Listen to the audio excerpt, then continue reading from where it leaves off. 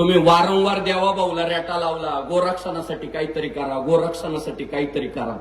आज पुन्हा तुमच्या सगळ्यांच्या पाया पडतो आणि आपल्या हिंदुत्ववादी सरकारला एक मागणी करायचं आपलं की तुम्ही कायदा केला, तुम्ही नियम कठोर केले गोरक्षणासाठीचे, अजून एक नियम करा.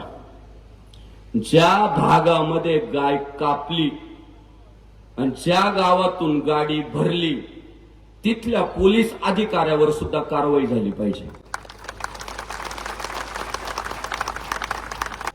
ज्या परिसरातून गायींची गाडी भरली जाईल मांसाची, ज्या परिसरात गोमांस तयार होईल त्या परिसरातल्या पोलीस अधिकाऱ्यावर जर कारवाई करायला आपण सुरुवात केली, निलंबन करा काही दिवसासाठी, काहीतरी त्याच्यावर कारवाई जर झाली तर मी तुम्हाला सांगतो महाराष्ट्रातली गोहत्या उद्यापासून बंद.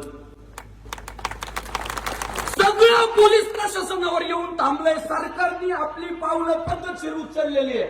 सगळं येऊन थांबलंय पोलीस प्रशासनावर. आणि जर पोलीस प्रशासनाने एवढ्या गोरक्षणाचे, सगळेच पोलीस नाही, मी असेही काही अधिकारी माझ्या आयुष्यात पाहिले म्हणतात ड्युटी गेली तरी चालेल, सस्पेंड केलं तरी चालेल, पण माझ्या कारकिर्दीत गाय कापून देणार नाही असे अधिकारी पण आम्ही पाहतोय.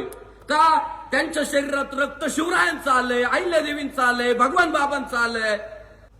हे जे फितूर झाले ना, यांच्यावर जर कारवाईची आपण जर काहीतरी योजना केली तर 100% गोहत्येवर प्रतिबंध लागेल.